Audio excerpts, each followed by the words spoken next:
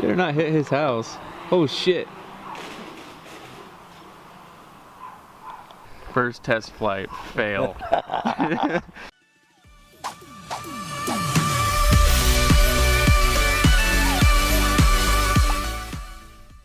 So, came out here to test it in another spot, GoPro Karma drone versus the Phantom 4. Just like the Mavic, they just pop right out just like that. Just like all the other drones, they have certain color for every prop, so like silver and black.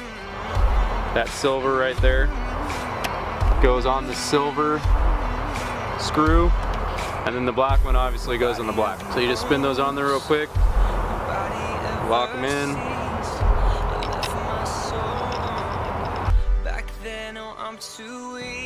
Like that. And now I'm gonna use my GoPro because I have a Karma grip, and just like this I can pop his GoPro out and put mine in. This is my GoPro right here. You just go ahead and slide her in just like that, lock it in, and it's ready to rock. And here we go.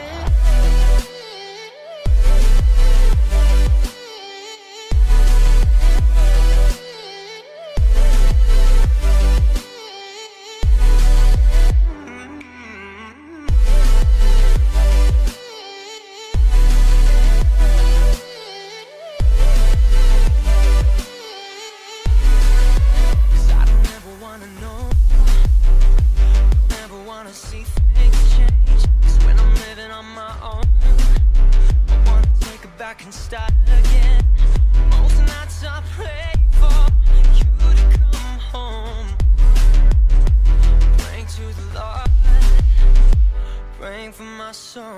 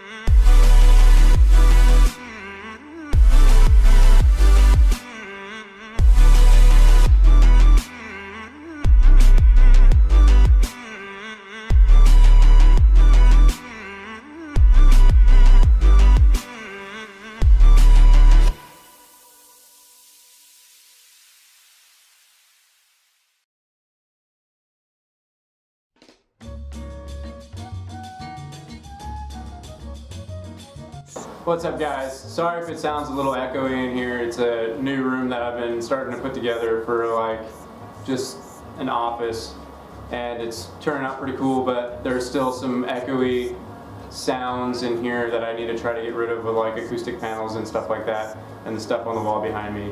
But you'll see more of that, and you might see or hear a little bit better in the future videos. To go over the comparisons and stuff with the Karma drone and the DJI Phantom 4, it would have been better to compare the Karma with the Mavic, since they're kind of comparable with how they fold up with the small controllers and stuff like that. But I just have the Phantom 4, so that's my main that I use all the time. That's the only one that I have. I mean, it's a pretty good comparison because that video quality does the same video quality as the Mavic, which is 4K 30 FPS. But pretty much with the GoPro, the settings with the GoPro and the settings in camera with, or in flight with the DJI products, they're pretty much damn near the same. The only thing is picture quality. You'll notice that it seems the DJI is a little bit more sharper and has a little bit more brightness, like ISO settings is a little bit brighter, and everything that you just saw is all completely raw, non-edited, no color correction, nothing. You'll notice that with the GoPro Karma,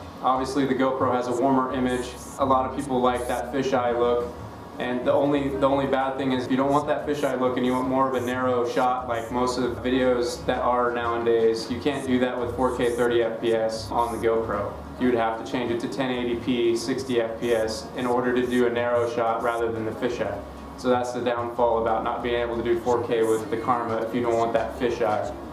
wide shot. Now to go over kind of the specs with the GoPro Karma, the battery for flight time is about 20 minutes, so it's not as good as the DJI products, whereas the Mavic is 27 minutes and the Phantom 4 is 28 minutes. Now with the GoPro Karma, like as I was saying, the distance that it can fly is about 1.8 miles, like I said, something like 9,800 feet.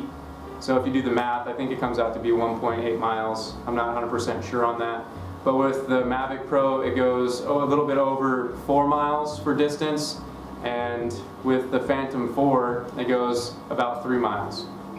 So all in all, the Mavic is superior when it comes to distance, even though with FAA, you should have a line of sight on your drone at all times, and you shouldn't be flying it without being able to see where it's at. Now with the GoPro Karma as well, the maximum speed is about 35 miles per hour, and then the wind resistance rating for that is 20 miles per hour. Compared to the Mavic and the Phantom 4, they go about 40 miles an hour, 44. So pretty significant. I mean, that's pretty fast, but a lot of the shots that you see that I do, I usually don't go really fast. Usually you want to fly fast in like sport mode and stuff like that if you're following like cars or whatever you're doing. I guess it just kind of depends.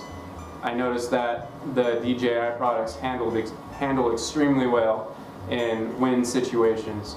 You'll see that with the DJI products it adjusts, and I'm sure the GoPro Karma, I didn't really do any tests with how well it handles with wind, but the rating online is 20 miles per hour. Now, controller. So the controller was the hugest thing for me.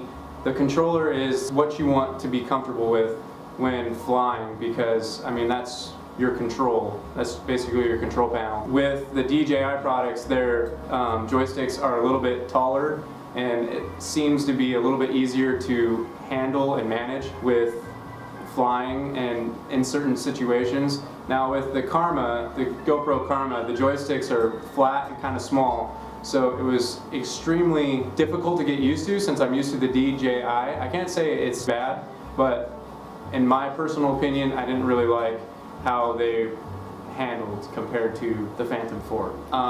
Also with connectivity issues, we flew it at my parents' house, the Karma drone. I don't mean to bash it like crazy, but the connectivity issues were an extremely frustrating thing to handle in some of the situations, because it would, at the top you have a green bar, and the farther you go, or the connectivity between the controller and the drone, the green bar will slowly go down. And it seemed in certain situations I wasn't really far, but it would say it would lose connection quite a bit. That's why we decided to go to a different spot. Pretty much all the drone shots that you just saw later in the video, it handled pretty good there. I didn't really have any issues with connectivity. The only thing that freaked me out was when I started flying it back underneath the bridge. When I put it in full tilt mode, like to start going really fast, I don't know if it was the weight of the camera that started drawing it down, so that may be kind of a drawback as well. I don't know if it should have happened, or maybe it was the way I was controlling it. As soon as I started going fast, it just started being weird and going down towards the ground, like the camera was heavy for the drone. But compared to the Phantom products, handle really nicely. You can go as fast as you can. It won't lose altitude. It won't. The height won't drop. The height won't increase. It stays pretty consistent and handles very well. The drone for the GoPro is really good because of the package deal that you get with it for $1,000, maybe a little bit over $1,000. You get the Karma Grip, which is a handheld stabilizer, which this thing is awesome. I use it all the time now, ever since I got it. The Karma drone, you get the backpack, and the Karma Grip can be mounted to the backpack as well for like hiking and stuff like that. All of that together, it's a pretty good deal for $1,000, because you can easily transfer from the Karma Grip to the Karma drone in a matter of seconds and be able to fly or use the handheld stabilizer pretty quickly. Now the Phantom 4 is about $1,200, so $1,200, and the Phantom 4 Pro I believe is about $1,600, $1,500, and then the Mavic is also $1,000. So between the Mavic and the GoPro, they're similar in prices, So I guess it kind of depends on your preference. If you want to have the handheld stabilizer for walking around on trips and stuff like that, and then have the drone to do not very far distance shots and it's still kind of close to you. But if you're a drone guy, or you have the camera equipment and you want to add a drone to the family of your cameras, I would get the Mavic, because it folds up just like the Karma drone. Very compact, very easy to carry and handle, and just all in all, it's a really good drone with the distance and the speed and the way it handles with wind and proximity sensors and stuff like that. So thank you guys for watching. I appreciate it. If you could slap a thumbs up on the video and share it, that'd be great. And don't forget to subscribe, and you could watch the last video if you would like. Thanks, guys.